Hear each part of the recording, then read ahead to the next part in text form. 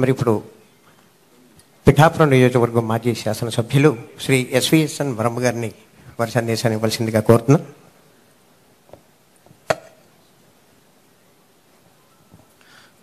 వేదికలు అలంకరించిన మన ఉప ముఖ్యమంత్రి వర్యులు పవన్ కళ్యాణ్ గారికి, కలెక్టర్ గారికి, అదేవిధంగా శ్రీని గారికి, కృష్ణరాజు గారికి, ఇక్కడికి విచ్చేసిన అధికారులకి, పత్రికా సోదరులు అందరికి కూడా పేరు పేరు నమస్కారం.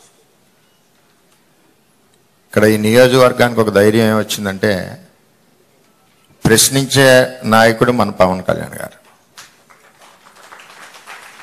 అంటే ఉప ముఖ్యమంత్రి అయ్యారు కదా ప్రశ్నించరని అనుకోవద్దు. ఆయన ప్రశ్నించడం అన్నది పవన్ కళ్యాణ్ గారి యొక్క తమ్మురులు. దానివలన ఏంటంటే పేదవాడికి ఉపయోగం కలుగుతుంది ఏ సమస్య ఉన్నా. మరి రాష్ట్రంలో ఓటు చేయకూడదని ఒక పిలుపుతో ఈ రాష్ట్ర భవిష్యత్తునే మార్చిన నాయకులు పవన్ కళ్యాణ్ గారు, చంద్రబాబు నాయుడు గారు. మరి ఈరోజు రాష్ట్ర పరిస్థితి, ఆర్థిక పరిస్థితి మనం చూస్తూ ఉన్నాం. మొన్నే రివ్యూ చేస్తే రూరల్ డెవలప్మెంట్లో 2000 కోట్లకి సమాధానం లేదు మన కళ్యాణ్ గారు రివ్యూ చేసినప్పుడు. అంత దారుణమైన పరిస్థితుల్లో రాష్ట్రం ఉంది. ఇప్పుడు ఈ రాష్ట్రాన్ని ముందుకు నడిపించాలని ఒక బాధ్యతతో మరి కళ్యాణ్ గారు, చంద్రబాబు నాయుడు గారు పనిచేస్తూ ఉన్నారు. పవన్ కళ్యాణ్ గారికి మన అదృష్టం ఏంటంటే రూరల్ డెవలప్మెంటు, వాటర్ వర్క్స్, అదేవిధంగా పంచాయతీరాజు ఈ రావడం నిజంగా మన నియోజకవర్గానికి అదృష్టం. అలాగే కళ్యాణ్ గారు ఎలక్షన్లో బాగా దగ్గరగా చూశారు మత్స్యకార గ్రామాలు. మంచినీళ్ళు లేక చాలామంది ఆడపడుచులు సార్ని అడిగారు, అది సార్ గుండెల్లో కూడా ఉంది. మరి ఈ విధంగా మన అదృష్టం ఏంటంటే పోర్ట్ఫోలియోలు మన కళ్యాణ్ గారి చేతిలోనే ఉన్నాయి. గ్రామాలు డ్రైన్లు కానీ రోడ్లు కానీ ఆశతో చూస్తూ ఉన్నాయి. ముఖ్యంగా ఆడపడుచులందరూ ఆశతో చూస్తూ ఉన్నారు. వీటన్నిటి మీద మనకి చాలా మేలు జరుగుద్దని ఒక ఆలోచనతో ఉన్నాం. అదేవిధంగా పెన్షన్లు ఇదివరకు ప్రభుత్వం 4 నెలలకో సంవత్సరానికో 200 రూపాయలు పెంచినా అది ఉపయోగకరంగా లేకపోవడం. మరి ఒకేసారి నిర్ణయం తీసుకున్నారు మూడో సంతకంగా 1000 రూపాయలు కూడా ఒకేసారి ఆర్థిక ఇబ్బందుల్లో పెంచడం అంటే పేదవాడి మీద ఎంత అభిమానం ఉందన్నది మనం తెలుసుకోవాలి. ఇందాక కలెక్టర్ గారు చెప్పినట్టు జాయింట్ ప్రాపర్టీస్ మీద చాలా మందికి పెన్షన్లు రావట్లేదు.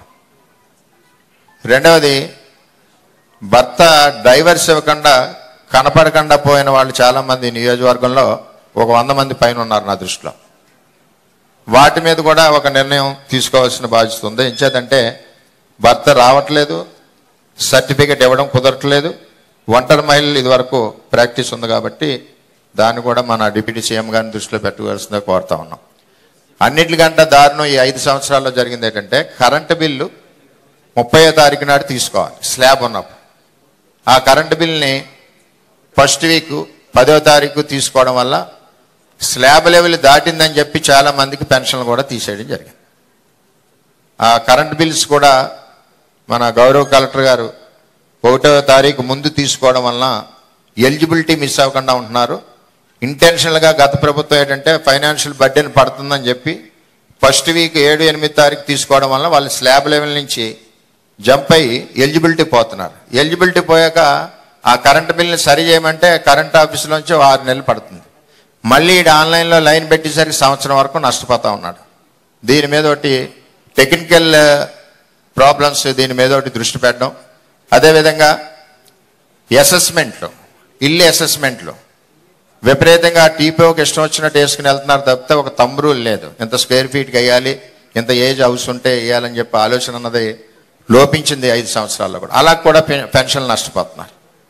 అలాగే సదరన్ క్యాంప్ ఒకటి మరి ఇక్కడ లోకల్గా పెట్టాలి, సదరన్ క్యాంప్ కూడా లేక ఇబ్బందికర పరిస్థితుల్లో పెడుతున్నారు ఫిజికల్ హ్యాండిక్యాప్స్ అని చేత ఇవన్నీ కార్యక్రమాలు ఉన్నాయి కాబట్టి మరి ఎంతో ఆశతో నియోజకవర్గం ఉంది. మరి సార్ 3 రోజుల్లో కూడా మరి బ్రహ్మాండంగా అభివృద్ధి కార్యక్రమాలు ముందుకు స్టార్ట్ అవుతాయని చెప్పి తెలియజేసుకుంటూ, ముఖ్యంగా పెన్షనర్స్లో ప్రాబ్లం ఉంటే ఒక team revenue department, electrical department, municipal కానీ పంచాయతీ డిపార్ట్మెంట్ని ఒక టీం వేసి ఆ ప్రాబ్లం అదే రోజు సార్ట్ అవుట్ అయ్యేలాగా ఉండాలి. లేకపోతే ఇక్కడి నుంచి అక్కడ తిప్పి అక్కడి నుంచి ఇక్కడ తిప్పి వాళ్ళు కూలి పని మానుకుని వెళ్ళే పరిస్థితి ఉండదు. కాబట్టి పెన్షనర్స్కి మేలు చేయాలని చెప్పి అందరినీ ప్రతి ఒక్కరిని కోరుకుంటూ మరి ఈ అవకాశం ఇచ్చిన అందరికీ పేరు పేరున ధన్యవాదాలు తెలియజేసుకుంటూ సెలవు తీసుకుంటాం. పవన్ కళ్యాణ్ గారికి, కలెక్టర్ గారికి, వేదిక మీద ఉన్న ఇతర నాయకులకు, అధికారులకు, విచ్చేసిన పెన్షన్దారులకు, పార్టీ కార్యకర్తలకు, నాయకులకు అందరికీ కూడా నా హృదయపూర్వక నమస్కారాలు. ఈ రోజున పిఠాపురంలో ఇంతటి చక్కటి కార్యక్రమాన్ని మన అధ్యక్షుడి సమక్షంలో, అంటే ఇంకా మనకి రికార్డు కాలేదు, అక్కడ ఉండిపోతున్నాం, మన ఉప ముఖ్యమంత్రి వాళ్ళ సమక్షంలో ఈ కార్యక్రమాన్ని ఇంత నిండుగా చేసుకోవడం చాలా ఆనందంగా ఉంది. నిజంగా కూడా ఈ రాష్ట్రం ఇవాళ స్వేచ్ఛ ఊపిరి పీల్చుకుంటుందండి. ఒక భయం వాతావరణం పోయింది ముందు. ఇక్కడ ప్రజాస్వామ్యాన్ని గెలిపించడంలో మన నాయకులు చేసిన కృషి, మనల్ని తగ్గించుకుని ఈ రాష్ట్రాన్ని, రాష్ట్ర ప్రజానీకాన్ని కూడా మనం ఈ రోజు గెలిపించామండి. అదేవిధంగా పిఠాపురం వాసులు ఉద్దేశించి మన నాయకులు ఒక మాట చెప్పారు, మీరు పిఠాపురం వాసులు నన్ను గెలిపించి ఆంధ్రప్రదేశ్ 5 కోట్ల జనాభాని కూడా నెగ్గించారని ఒక మాట అన్నారు సార్. నిజంగా కూడా మేము పిఠాపురం వాసులకి మేము ఎప్పుడు కూడా రుణపడి ఉంటాం. మీరు చూపించినటువంటి ఈ ప్రేమ, ఈ నిబద్ధతగా మీరు చూపించినటువంటి ఈ గౌరవాన్ని మేము ఎన్నటికీ మరవం. అదేవిధంగా సార్కి ఒకటే చెప్తున్నాం సార్, నిజంగా కూడా ఈ రాష్ట్ర ప్రజానీకం అంతా కూడా మీ వైపు చూస్తున్నారు. ఇక్కడ గత 15 రోజులుగా మేము వివిధ రూపాల్లో అర్జీలు తీసుకున్నప్పుడు రాష్ట్ర ప్రజానీకం అంతా కూడా ఏదో రకంగా ఈ అర్జీ మన సార్కి రీచ్ అయితే ఈ సమస్య పరిష్కారం అయిపోతున్నటువంటి రకంగా కూడా ఆలోచన చేస్తున్నారు. తప్పకుండా కొంత టైము, స్పేస్ ఇవ్వండి. సార్ యొక్క నిబద్ధత మనకు తెలుసు. ప్రతి అంశాన్ని కూడా వారి దృష్టికి తీసుకెళ్తాం. ప్రతి కార్యక్రమం మీరు ఏదైతే ఆశించారో అవన్నీ కూడా నిర్వహిస్తామండి. ప్రస్తుతం ఆర్థిక ఇబ్బందుల్లో ఉన్నప్పటికీ కూడా గత ప్రభుత్వంలో ఎలక్షన్ టైంలో కూడా అనేక విషయాలు చెప్పారు.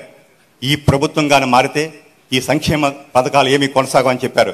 కానీ ఈరోజు చూడండి, ఇన్ని ఇబ్బందులు ఉన్నప్పటికీ కూడా ప్రామిస్ చేసిన విధంగా 3,000 పెన్షన్ కాదు 4,000, అదేవిధంగా ఈ 3 నెలల బకాయిలతో కూడా ఈ కార్యక్రమాన్ని ఎంత దిగ్విజయంగా చేస్తున్నారు. అదేవిధంగా కూడా ప్రజాకర్ణికంతా కూడా మాకు ఒకటే విజ్ఞప్తి, మేమేమేమి ప్రామిసులు చేశారో సార్ గారిని, మన నారా చంద్రబాబు గారి నేతృత్వంలో ఉన్న ఈ ప్రభుత్వం ప్రతి హామీని అమలు చేస్తే, కానీ ఉన్న ఇబ్బందుల దృష్ట్యా కొంచెం ఆ కాలానుగుణంగా కూడా సమస్యలన్నీ కూడా పరిష్కారం అవుతామని మరొక్కసారి మీ అందరికీ కూడా ధన్యవాదాలు తెలియజేస్తూ సెలవు తీసుకుంటున్నాం.